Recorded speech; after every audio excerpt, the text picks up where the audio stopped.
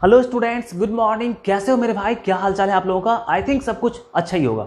हम लोग पढ़ रहे थे क्लास 9 का चैप्टर नंबर 1 नंबर सिस्टम, जहां पे हमने एक्सरसाइज 1.1 का सारा कंसेप्ट क्लियर कर लिया था। ठीक है, पार्ट बाय पार्ट वीडियो बना के। इस वीडियो में हम लोग देखेंगे एक्सरसाइज 1.1 की क्वेश्चन आंसर। ठीक है, उसके क्वेश्चंस का मैं थोड़ा बहुत हिंट दूंगा जिससे आपको पूरा का पूरा बन जाएगा। ठीक है, उससे पहले बता दूं आपको कि अगर आप फर्स्ट टाइम चैनल पे आए हो, वीडियो पहली बार देख रहे हो, कोई बात नहीं है, आपके लिए हमेशा के लिए चैनल बना हुआ है। आप सब्सक्राइब करें और बेल आइकन को प्रेस करें ताकि सबसे पहले वीडियो का नोटिफिकेशन आपको मिल जाए। ठीक है, और यहाँ पे इस चैनल पे हम क्लास 9-10 के स्टूडेंट को क्वालिटी कंटेंट देने के लिए डेडिकेटेड है, जहाँ पे हम एनसीईआरटी प्लस आर.एस. अग्रवाल की बातें करते हैं, सारे कंसेप्ट एंड सारे क्वेश्चंस को डील करते हैं। फिलहाल डील करते हैं क्वेश्चन नंबर फर्स्ट एनसीईआरटी का एक्सरसाइज 1.1 का क्वेश्चन। भैया हमारे पास में क्या है, पढ़ के मैं समझाता हूँ आपको। ठीक है, is zero a rational number? क्या जीरो एक रैशनल नंबर है? अच्छा, देखते हैं होता है कि नहीं होता है, आगे पढ़ते हैं। Can we write it in the form of P by Q? क्या हम इसको पी बाई क्यू के फॉर्म में लिख सकते हैं?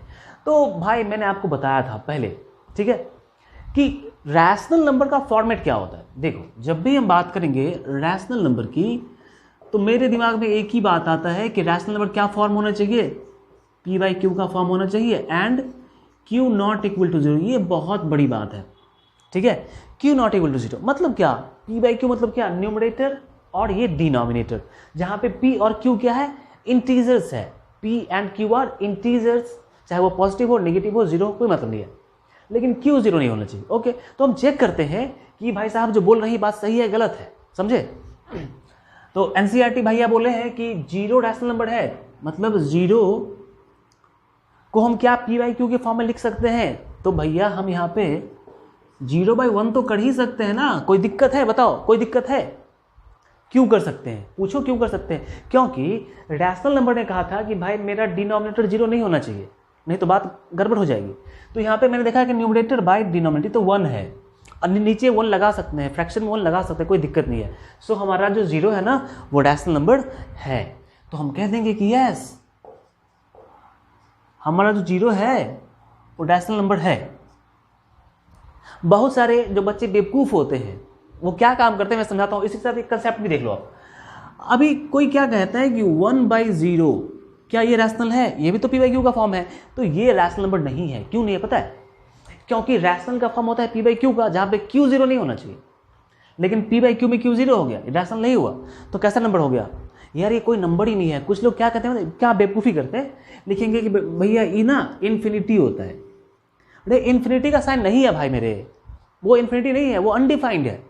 ठीक है, आप यूज़ करते हो कभी कभी, हम शायद इसका इन्फिनिटी का यूज़ कर लेते हैं, लेकिन एक्चुअली ये जो साइन है इसको हम अनडिफाइंड कहते हैं। जब क्लास 10 में जाओगे तो पढ़ने को मिलेगा, समझ में आ जाएगी बात।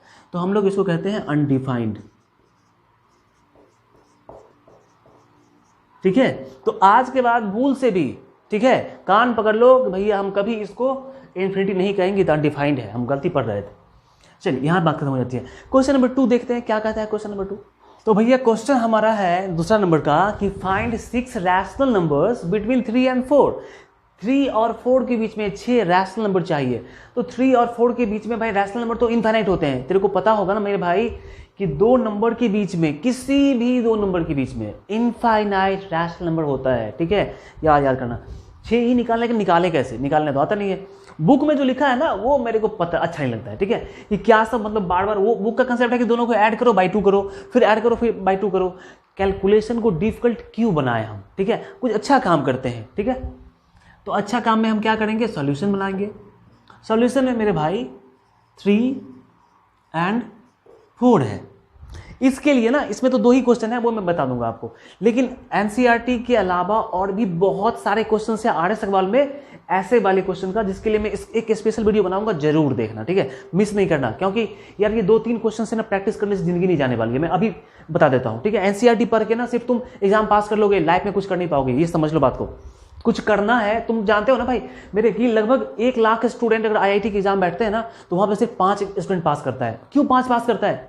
क्यों 5 नहीं, मतलब 50 के आसपास। क्यों यार, क्यों ऐसा क्यों होता है? क्योंकि तुम नहीं जानते हो, क्योंकि वो लाख स्टूडेंट थे ना, उन्होंने कंसेप्ट को ठीक से नहीं पढ़ा, 2-4 क्वेश्चन बना छोड़ दिया, नहीं पास कर पाए। अच्छा करने के लिए कुछ अच्छा करना पड़ता है। ठीक है, तो मैं साथ हूँ, आपके साथ हूँ मैं। सो डोंट वरी कि मेरा कोई सपोर्ट करेगा कि नहीं करेगा।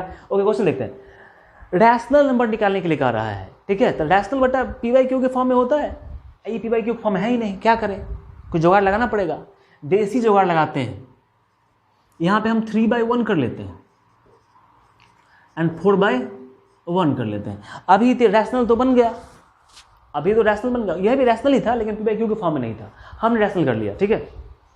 लेकिन अभी भी 3 और 4 के बीच में कुछ तो आ नहीं रहा है। तो हम जानते हैं मेरे भाई कि रैशनल नंबर को ऊपर नीचे सेम नंबर से मल्टीप्लाई कर दे तो कोई फर्क नहीं पड़ता है, ठीक है, बचपन से पढ़ते आए हैं, तो हम वही काम करते हैं। हेयर, हेयर मतलब बाल नहीं, हेयर मतलब यहां, ठीक है। मैं क्या करूं, यहां पे एक कंसेप्ट है, गौर से समझो कि जब भी डिनोमिनेटर सेम हो तो न्यूमरेटर के बीच में अगर एक का डिफरेंस हो, न्यूमरेटर के बीच में अगर एक का, 4 3 के बीच में एक का डिफरेंस है, तो अगर 6 निकालने के लिए कह रहा है तो एक बढ़ा के मतलब 7 से मल्टीप्लाई कर देंगे, बस इतना ही बात है और कुछ नहीं, ठीक है, इतना बात याद रखना। तो डिनोमिनेटर सेम है, हाँ भैया सेम है, डिफरेंस कितने का है, 1 का है, तो 6 बोला है तो 6 बोला है तो 6 + 1 7 से मल्टीप्लाई कर दिए दोनों को ऊपर नीचे, मतलब 3 × 7 / 1 × 7 एंड 4 को भी दोनों जगह पे न्यूमरेटर हमेशा, सॉरी डिनोमिनेटर हमेशा सेम रहना चाहिए, गलती हो जाएगा वैसे भाई समझ लो। फिर 1 × 7 कर लेते हैं, ठीक है। अब क्या हो जाएगा, अब 7 × 3 21 / 7 and 28/7। So you can find here 7 numbers, 6 number है ना, बीच में बिल्कुल निकल जाए, कैसे निकालेंगे, देखो रिक्वायर्ड रैशनल नंबर्स,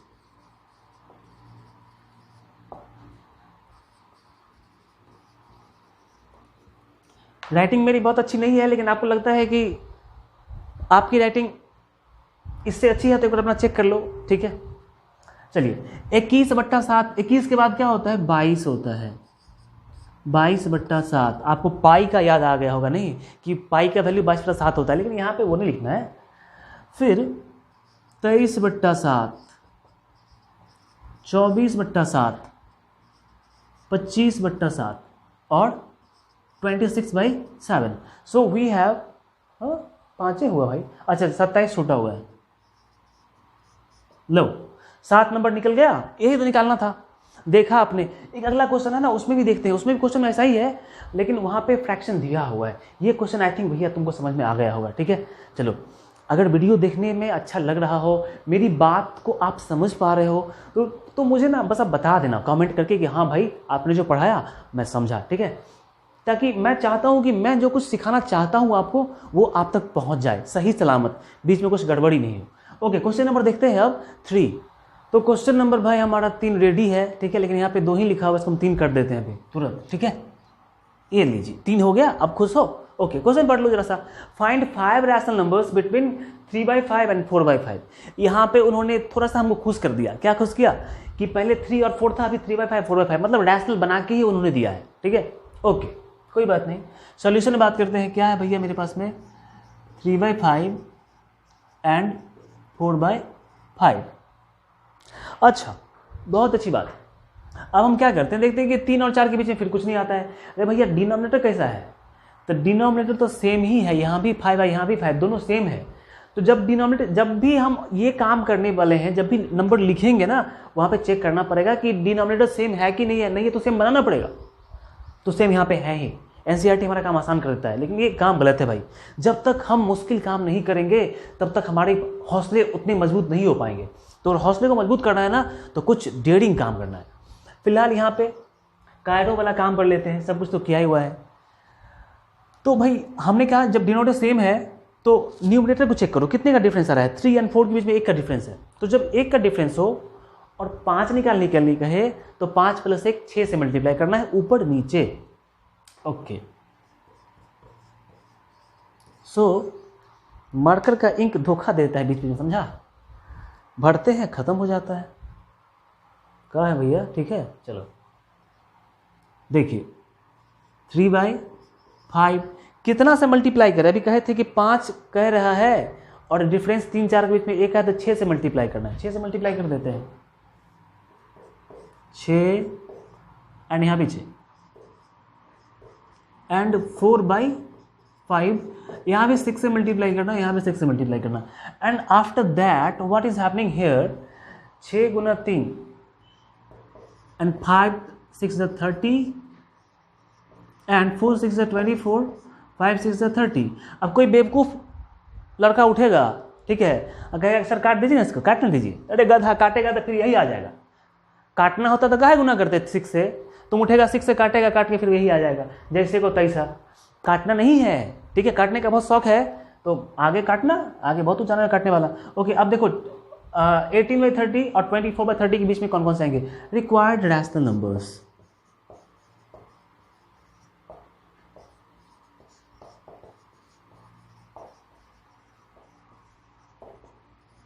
देखिए 18/30 के बाद 19/30, 20/30, 21/30, 22/30, 23/30। अब बस इतना ही, 24 तो यहाँ पे ऑलरेडी है ही। ओके मेरे भाई, अब तुम चाहो तो उसको कट कर सकते हो, ठीक है, काटने का शौक था, काटो, अब लो काटो। ये 19 तो 30 से कटेगा नहीं भाई, कभी नहीं कटेगा, ये कट सकता है। दैट इज मतलब इसका मतलब ये, तो ये तो रहने दो ऐसे का, यहाँ से कट सकता है, 0 0 कट जाएगा, यहाँ भी कटेगा 7 से, 3 से 7 बार में और 3 से 10 बार में, 7/10। यहाँ पे 2 से कटेगा 11 टाइम्स और 15 टाइम्स, तो 11/15। फिर यहाँ पे नहीं कटेगा। लो भैया आपका आंसर मिल गया। देखो समझ में आ रही बात? नहीं, आसानी था। और मैंने भाई रिक्वेस्ट किया था आपसे, मैं रिक्वेस्ट करूंगा क्योंकि मैं चाहता हूं आप सीखो। आपको सिखाने के लिए ना आपका प्यार पकड़ना पड़े, मैं बहुत पकड़ूंगा, लेकिन सिखाऊंगा, ठीक है। कुछ एम्स के साथ में यहाँ पे आया हूँ यूट्यूब पे कि सिखाना है लोगों को, दिखाना है कि मैथमेटिक्स कुछ नहीं है, सिर्फ हमारी सोच है जिसको स्ट्रांग करना है। क्वेश्चन नंबर 3 के बाद क्वेश्चन नंबर 4 लास्ट क्वेश्चन है, सिर्फ हमें यस ट्रू फॉल्स करना है, देख लेते हैं वो भी क्या है। तो भैया क्वेश्चन नंबर 4 देखिए यहाँ पे लिखा हुआ है, ठीक है, हमने लिखा नहीं, लिखने में हाथ बहुत दर्द करने लगता है भाई। क्वेश्चन पहला है यहाँ पे 4 नंबर में, state whether the given statements are true और फॉल्स। दिया हुआ स्टेटमेंट ट्रू है कि फॉल्स है, देख के बताते, रुक जाइए। पहला स्टेटमेंट ये है कि every natural number is a whole number. सारा नेचुरल नंबर होल नंबर होता है। तो एक बात जरा बताओ, तुम बताओ एक बात कि भैया मेरे होल नंबर में क्या सब आता है, 1 0 1 2 3 डॉट डॉट, ठीक है। तो और नेचुरल नंबर में क्या आता है, नेचुरल नंबर में 1 2 3 यहाँ से डॉट डॉट। तो जरा सा गौर से तुम देखो, गौर से देखो, ठीक है, देखने की चीज़ है मेरे बच्चे। यहाँ पे 1 2 3 वाला पार्ट तो यहाँ भी है ना। मतलब मैं कह सकता हूँ कि होल नंबर में 0 और प्लस नेचुरल कर दे, ठीक है, तो वो पूरा होल का पार्ट बन जाएगा। मतलब नेचुरल नंबर होल नंबर में होता है। सो हमारे पहला का आंसर होगा यस। दूसरा क्वेश्चन हमारा कह रहा है कि every integer is a whole number. सारा इंटीजर होल नंबर होता है। देखते हैं, चेक कर लेते हैं, कोई बात नहीं, अभी चेक करते हैं। देखिए इंटीजर के लिए क्या लिखते हैं, आई लिखते हैं या जेड लिखते हैं, ठीक है, जो मन है लिख लीजिए। पता है भैया कि इंटीजर -2 -1 0 1 2 3 ऐसे बढ़ता जाता है। तो ये साहब कह रहे हैं कि सारा इंटीजर होल नंबर होता है, वही ना भाई, हाँ वही है, सारा इंटीजर होल नंबर होता है। अरे सारा इंटीजर होल नंबर कैसे होगा, बात समझते नहीं हो भाई तुम। इस सारा इंटीजर होल नंबर देखो, -2 क्या है, इंटीजर है, लेकिन होल नंबर -2 है क्या, नहीं है, नहीं ना है। फिर देखो इंटीजर में क्या है, -1, लेकिन क्या होल नंबर में -1 है, नहीं है। तो सारा इंटीजर होल नंबर नहीं होगा। यस, सारा होल नंबर इंटीजर होगा। सारा होल नंबर 0 1 2 3 वाला पार्ट और 0 1 2 3 वाला पार्ट, ठीक है, सारा होल नंबर इंटीजर होता है। तो बात की गहराई को समझो, लेकिन सारा इंटीजर होल नंबर नहीं होता है। क्वेश्चन नंबर 3 हमारे पास में है कि every rational number is a whole number. सारा रैशनल नंबर होल नंबर होता है। कमाल बात करते हो भाई। रैशनल के लिए हम लोग क्या लिखते हैं, क्यू लिखते हैं। यस, ये सारे डिनोमिनेशन है। रैशनल के लिए हम लोग क्यूब लिखते हैं, क्यों लिखते हैं बाद में जानिएगा, बता देंगे आगे, टेंशन नहीं करो। तो क्यू में पता है कि रैशनल नंबर पी बटा क्यू का फॉर्म में होता है। कहने का मतलब हम कह सकते हैं कि 2/3 रैशनल नंबर है। लेकिन क्या 2/3 होल नंबर है, नहीं है। हाँ, ये बात कह सकता है कि सारा होल नंबर रैशनल नंबर होता है, काहे कि सबके बट्टा में 1 लगा के हम पी बटा क्यू का फॉर्म लिख सकते हैं। लेकिन सारा रैशनल नंबर होल नंबर नहीं होता है। सो ये स्टेटमेंट भी गलत हो गया, कम से कम एक भी तो सही होना चाहिए था, ये सारा का सारा गलत कर दिया, कोई तरीका ही नहीं। तो बात समझ गए मेरे भाई आप कि सारे रैशनल नंबर होल नंबर नहीं होते हैं, लेकिन सारे होल नंबर रैशनल नंबर होते हैं, सारे इंटीजर्स रैशनल नंबर होते हैं। मतलब रैशनल के नीचे ही ये तीनों आता है, ये जो तीनों है ये रैशनल के नीचे ही आता है, तो ये तीनों रैशनल होता है। यहाँ पे हमारा मतलब आपका और मेरा भी, मैं तो टीचर हूँ लेकिन फिर भी मान लेते हैं कि हम भी स्टूडेंट ही हैं, तो यहाँ पे हमारा एक्सरसाइज 1.1 खत्म हो गया है। 1.2 के कुछ कंसेप्ट बाकी हैं, लेकिन मैं बताऊंगा, उसको बहुत अच्छे से देख लेना, ठीक है। और आगे भी जितने नंबर सिस्टम पॉलिनोमियल, वहाँ पे फैक्टराइजेशन, तगड़ा फैक्टराइजेशन है, पढ़ने में बहुत मजा आने वाला है। फिर अभी नंबर सिस्टम में रैशनलाइजेशन, ठीक है, उसके बाद एक्सपोनेंट, यार पढ़ के तो दिल गार्डन हो जाएगा। तो फिर मिलते हैं नेक्स्ट वीडियो में। Once again I am telling you, first time आपने वीडियो को देखा है, कोई बात नहीं है, आप हमेशा देखो, ठीक है। आपका वेलकम हमारे चैनल पे, चैनल को सब्सक्राइब कर लो और बस बेल आइकन को प्रेस कर दो और हमसे आप हमेशा के लिए जुड़ जाओ। मिलते हैं फिर नेक्स्ट वीडियो में, तो बाय एंड टेक केयर।